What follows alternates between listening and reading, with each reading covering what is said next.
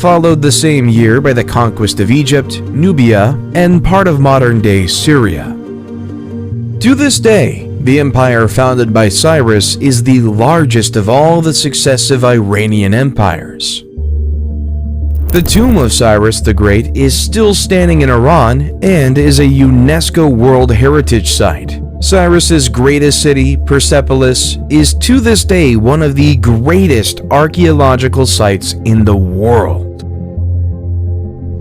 Following Cyrus's son came Darius I, the other great Persian emperor. Darius's reach would ultimately extend as far as an invasion of the Indus Valley, today Pakistan.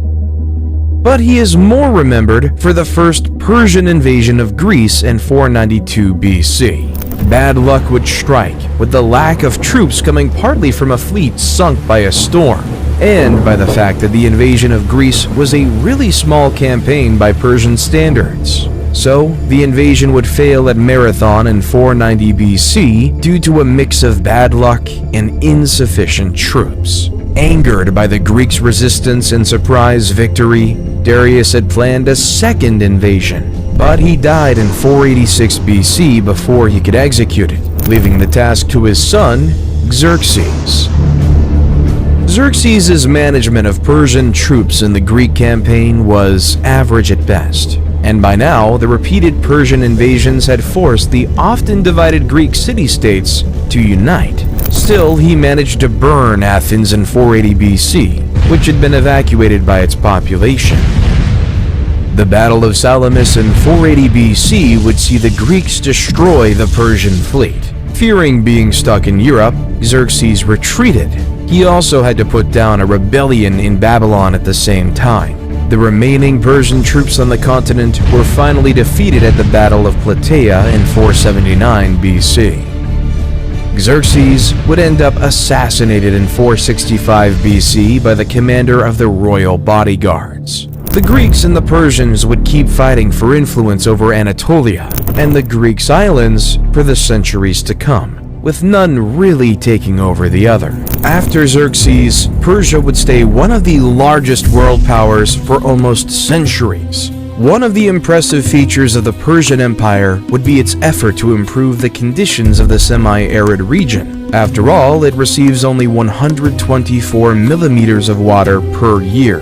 Notably, Darius the Great would create the Shashtar hydraulic system, a system of canals that would divert water from a river to the city of Shashtar, power multiple mills, creating a man-made cascade, and irrigating almost 100,000 acres of farmland and orchards. Another remarkable system, predating the Persians but greatly expanded by them, was the Khanates. They would take water from underground and carry it to fertile farmlands. These canals were mostly subterranean in order to limit evaporation. Because they tapped into the water tables, it would provide a small but steady water flow independent of the rain. The Khanate would also be immune from damage from war or flood, providing an extremely durable infrastructure to the inhabitant of the Persian Empire. Building a Khanate was a difficult task, as you needed the canal sloped downward to let the water flow, but not too steep or water would start eroding the canal and collapse it.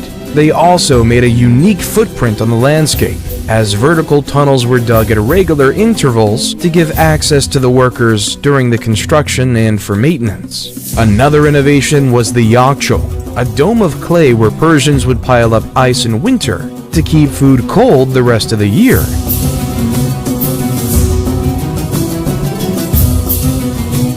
There are also claims that it is the Persians we have to thank for the invention of the kartar, the ancestor of the modern guitar. Another entertainment popular to this day is backgammon, the oldest surviving board game. The Persians also claim to have also invented chess, even if this is contested by India. The Persian culture and day-to-day life incorporated a wide array of regions and cultures. For example, slavery was relatively common in the areas of Babylon and Egypt, with a long history of slavery predating Persian rule. But overall, it seems slaves were just a minor portion of the society, and slavery was not a key component of it, less than in Greece or later in Rome. Persian women benefited from a remarkable amount of freedom by antiquity's standards. They could own by themselves land, businesses, and money. They could also travel freely. We also know that aristocratic women would ride horses and practice archery, activities that would have been kept only for men in other cultures like the Greeks. The only field apparently excluding women was ruling the country. One last innovation to be credited to the Persians is one of the first monotheist religions, Zoroastrianism. The religion was founded by Zoroaster, or Zarathustra.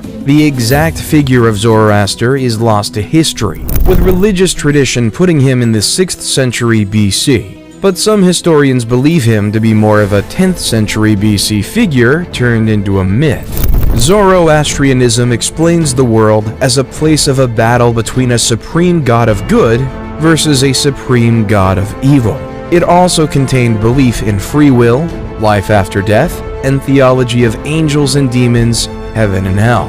Historians of religion consider that Zoroastrianism had a major influence on other Abrahamic religions, Buddhism and Greek philosophy.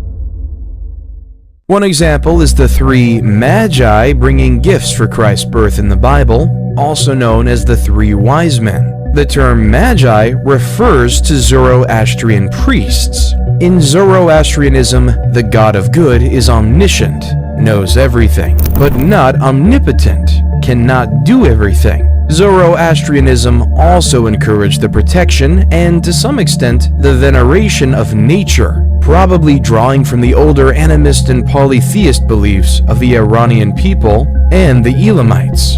Fire was playing a major role in the religion, with prayers usually done in the presence of a fire and sometimes flowing water. The Zoroastrian idea of the law of Asha, or truth and righteousness, was also claimed as an inspiration for Cyrus the Great's style of ruling and lawmaking, even if he didn't impose Zoroastrianism on the people conquered by Persia. Zoroastrianism is still practiced today as a minor religion in India and Iran. Overall, the Persian Empire seems to have been a relatively tolerant and good one, as far as empires go. It would punish rebellions harshly, but then respect the local culture, customs, and religions of the conquered people. Its governing principles were autocratic, but with a goal of improving the common man's life and developing a just and productive system, run by an efficient administration with many safeguards against corruption and abuse of power.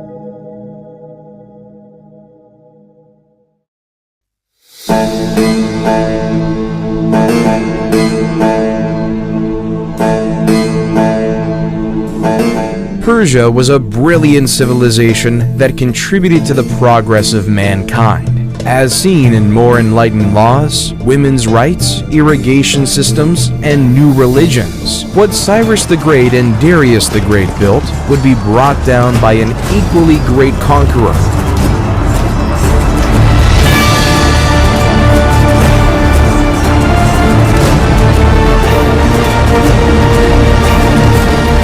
The Macedonian Alexander the Great.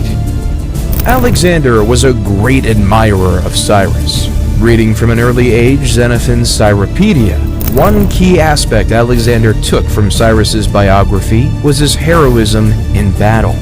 Alexander was the king of Macedonia, a kingdom at the northern fringes of the Greek world. He was born in 356 BC and tutored personally by Aristotle. Yes, the Aristotle, the father of Western philosophy. Alexander was already commanding an army and ruling in his father's absence at 16 years old. And then he became king at only 20 years old. His father, Philip of Macedon, had united under one banner the Greek cities Illyria, the modern-day Balkans, and Thrace, modern-day Bulgaria and eastern Greece. Philip was assassinated in 336 BC by the captain of his bodyguard, similar of the fate of Xerxes more than a century earlier. The beginning of Alexander's rule showed he could be ruthless. He had one of his cousins and 2 Macedonian princes executed. Whether they were responsible for the assassination of Philip or not is unsure. What is sure is that it made his position in the throne very secure. Alexander would also brutally put down any rebellion tentatively following the death of his father.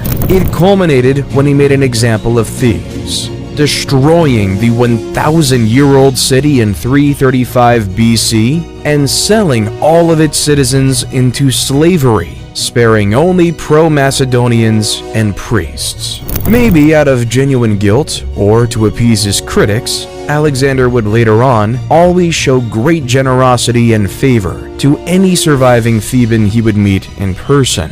In any case, it worked at crushing any rebellious ideas in other Greek cities, including Athens. Alexander would follow by imitating Philip and taking the title of hegemon, or supreme commander. In these early moments of his reign, Alexander would display a real military genius. He would stay undefeated in battle all his life, making him one of the greatest generals in history. Alexander invaded the Persian Empire in 334 BC with around 50,000 men, 6,000 cavalry, and a fleet of 38,000 men. He would conquer the western part of Anatolia, modern-day Turkey, which was populated by Greeks but living under Persian rule, and then move on to Syria and the Levant.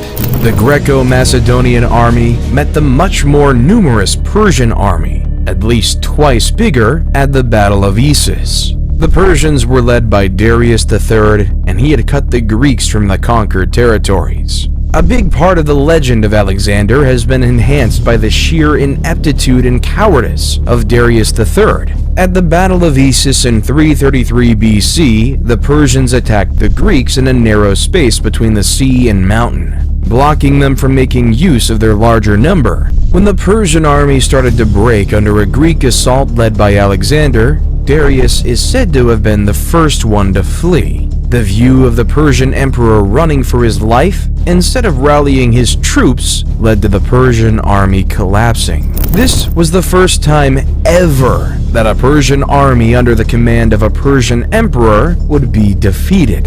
One can imagine the shock it must have been to everybody, even Alexander himself. Darius left behind his wife, his 2 daughters, and even his mother, as well as symbols of his authority like his bow, chariot, and royal mantle.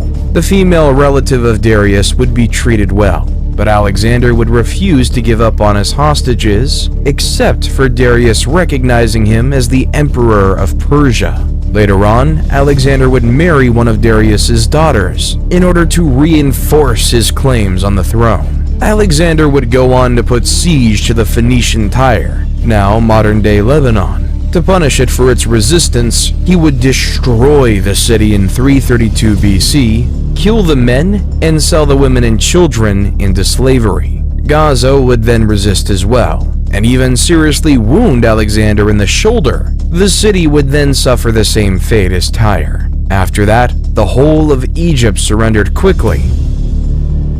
Many